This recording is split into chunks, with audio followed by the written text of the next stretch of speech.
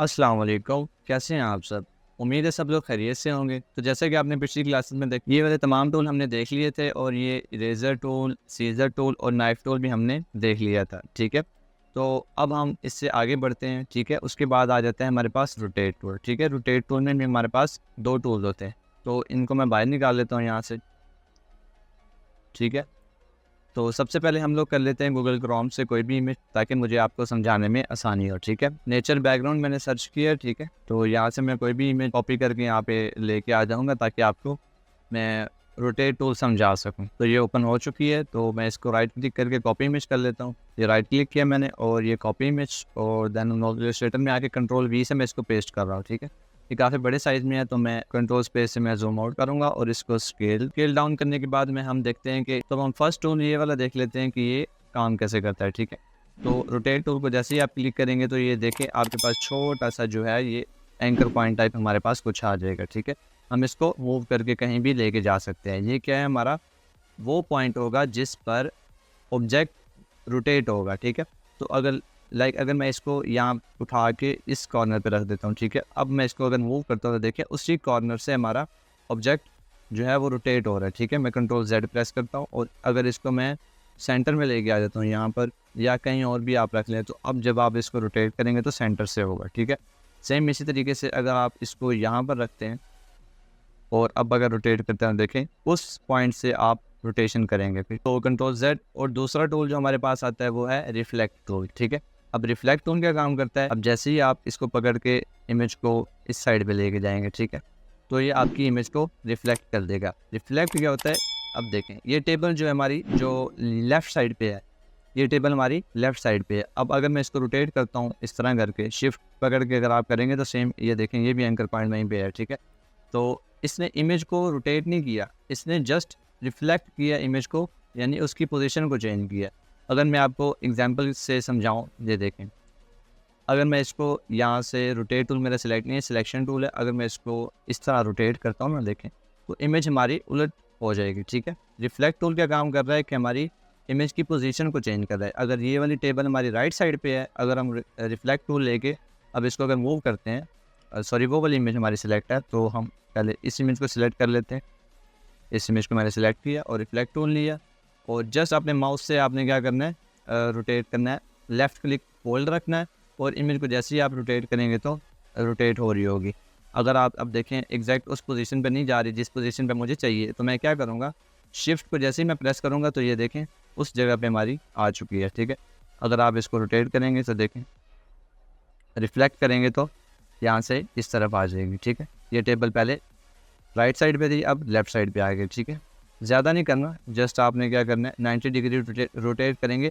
90 degree rotate करेंगे तो आपकी इमेज रिफ्लेक्ट हो जाएगी, ठीक है? और यहाँ से जो एंकर पॉइंट है, अगर आप आल्ट को होल्ड करते हैं कीबोर्ड से, तो आल्ट को होल्ड करने के बाद आपने माउस से लेफ़्ट क्लिक करना है, ठीक है? तो यहाँ पे आप इसको पोजीशन भी दे सकते हैं, ठीक है? अगर आपको हॉरिजॉन्टल चाहिए, यानी ये जो मैंने आपको यहाँ से रोटेट करके दिखाया था, वो अगर आपको चाहिए तो फिर आप यहाँ से ये कर लें, ठीक है?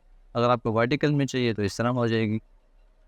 और अगर आपके पास एंगल है कि आपको पता है कि कितने एंगल में आपकी इमेज रिफ्लेक्ट करनी चाहिए, वो एंगल भी आप यहाँ पे लिख सकते हैं। लाइक अगर 180 मैं यहाँ पे लिखता हूँ, और जैसे मैं यहाँ से ओके करता हूँ, तो देखें 180 डिग्री हमारी इमेज रोटेट हो चुकी है, जो कि उलट हो जाएगी इमेज, ठीक है? तो ये दोनों टूल यहाँ पे हमने देख लिए हैं। और ये बाय द वे यहाँ पे अगर आप प्रॉपर्टी पैनल ओपन करें, अगर ये प्रॉपर्टी पैनल अगर आपके पास नहीं आ रहा, तो आपने क्या करना है, विंडो में चले जाना है और नीचे आ जाएंगे प्रॉपर्टी पैनल, ये प्रॉपर्टीज़ यहाँ पे आ रही होगी। यहाँ पे आपने जैसे ही क्लिक करेंगे तो प्रॉपर्टी पैनल आपको यहाँ पे शो हो जाएगा। तो यहाँ पर भी ये 2 ऑप्शन हमारे पास अवेलेबल होते हैं। अगर आप इस इमेज को सिलेक्ट करें और जैसे ही आप यहाँ से फ्लिप करेंगे, तो देखें राइट साइड वाला टेबल लेफ़्ट साइड की तरफ चला गया, ठीक है? और सेम यही चीज़ ये टॉप और बॉटम हो जाएगा। हॉरिजॉन्टल फ्लिप करेंगे, दोबारा करेंगे, तो देखें ये चीज़ यहाँ पर भी काम कर रही है, ठीक है?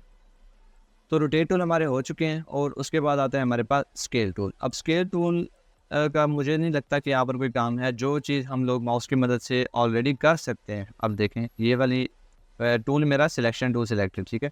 तो अगर मैं इसको यहाँ से scale up and scale down करता हूँ, तो यही चीज़ हमारा ये वाला टूल करता है, ठीक है? जो कि हमें ज़रूरत नहीं है, जो कि हम वैसे भी कर सकते हैं। अगर आप यहाँ पे आके इसको रोटेट करते हैं, अब ये देखें प्रोपोर्शनली नहीं हो रहा। प्रोपोर्शनली करने के लिए आपको क्या करना पड़ेगा, शिफ्ट को होल्ड करना पड़ेगा। जैसे आप शिफ्ट को दबाएंगे तो देखिए प्रोपोर्शनली होने लग जाएगा, आपकी इमेज जो है प्रोपोर्शनली छोटी बड़ी होगी, ठीक है।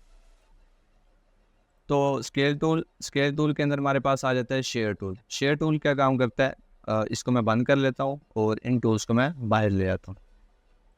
स्केल टूल सिंपली चीज़ों को स्केल अप एंड डाउन करने के लिए इस्तेमाल होता है, और जो दूसरे नंबर वाला टूल है शेयर टूल, ये ऊपर वाले 2 एंकर पॉइंट को रोटेट करता है। देखें जैसा कि आप यहाँ पर देख सकते हैं, मैंने कुछ भी नहीं किया, जस्ट शेयर टूल मैंने सिलेक्ट किया और इनके एंकर पॉइंट पे आके कोई सा भी ऑब्जेक्ट, तो ये तो इमेज है, आप किसी भी ऑब्जेक्ट के यहाँ पर एंकर पॉइंट पर आएंगे कॉर्नर पे, यानी कि तो जैसे आप इसको खींचेंगे माउस यानी लेफ़्ट क्लिक, यानी माउस से लेफ़्ट क्लिक करके जैसे ही आप ड्रैग करेंगे, थोड़ा सा मूव करेंगे माउस को, तो यहाँ पे आपको रिजल्ट दिखना स्टार्ट हो जाएगा कि बेसिकली हो क्या रहा है, ठीक है। तो अगर आप शिफ्ट प्रेस करते हैं, सॉरी मैंने कंट्रोल एक्स कर दिया, कंट्रोल जेड, तो कंट्रोल जेड दोबारा, तो यहाँ से आपने क्या करना है, जैसे आप इसको यूँ करेंगे तो ये प्रोपोर्शनल नहीं हो रहा, तो आपने शिफ्ट को अगेन होल्ड कर लेना है। शिफ्ट को जैसे ही आप होल्ड करेंगे तो ये फिर उस तरीके से होने लग जाएगा जिस तरीके से हमें चाहिए, यानी कि ऊपर नीचे नहीं होगा, वो लाइन उसकी बिल्कुल सीधी रहेगी, ये वाली लाइन, ठीक है, ये ऊपर वाली लाइन। अगर मैं इसको शिफ्ट के बगैर करता हूँ तो देखें ऊपर नीचे हो रही है, ठीक है। और यही चीज़ अगर मैं शिफ्ट को दबा के करता हूँ, शिफ्ट को मैंने दबाया हुआ है, अब देखें बिल्कुल सीधी लाइन हो रही है, ठीक है। ये चीज़ अगर आपको करनी है तो आप शेयर टूल की मदद से बिल्कुल कर सकते हैं, ठीक है। उसके बाद आ जाता है हमारे पास रीशेप टूल।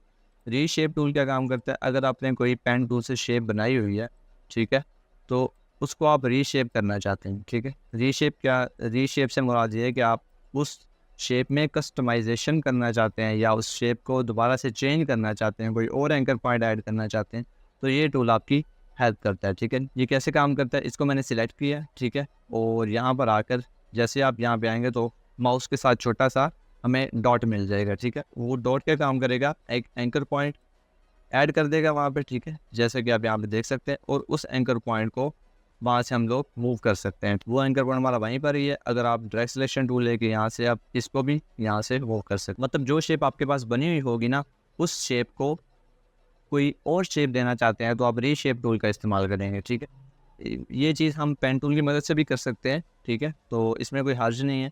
तो ये एक टूल है, बेसिकली मैं आपको टूल समझा रहा हूँ। तो टूल आपने देख लिया कैसे काम करता है, और काम तो आप किसी भी तरीके से कर सकते हैं, किसी भी टूल से कर सकते हैं, उसकी कोई लिमिट नहीं है, ठीक है। बेसिकली आपका काम होना चाहिए। तो ये टूल हमारा हो चुका है, तो इसको मैं बंद कर लेता हूँ। शेयर टूल तक हमारे हो चुके हैं, रीशेप टूल हमारा हो चुका है, ठीक है। तो अब ये टूल हम नेक्स्ट क्लासेस में देखेंगे। तब तक के लिए तो आने वाली क्लासेस में हम लोग कुछ प्रोजेक्ट्स वगैरह भी करेंगे। तो उम्मीद है सब लोग रेगुलरली क्लासेस देख रहे हैं, और तमाम टूल अगर उनको आएंगे तभी हम कोई काम कर सकेंगे, ठीक है। आज की क्लास के लिए बस इतना ही, मिलते हैं किसी नेक्स्ट क्लास में। तब तक के लिए दुआ में लाजमी याद रखें, और अगर अभी तक आपने चैनल को सब्सक्राइब नहीं किया तो काइंडली चैनल को सब्सक्राइब लाजमी करें, और वीडियो को शेयर करें अपने दोस्तों के साथ, ताकि वो भी ग्राफिक डिज़ाइनिंग सीख सकें। उम्मीद है आपको ये वीडियो पसंद आई होगी। तो मिलते हैं किसी नेक्स्ट क्लास में, तब तक के लिए दुआ में लाजमी याद रखें। अल्लाह हाफिज़।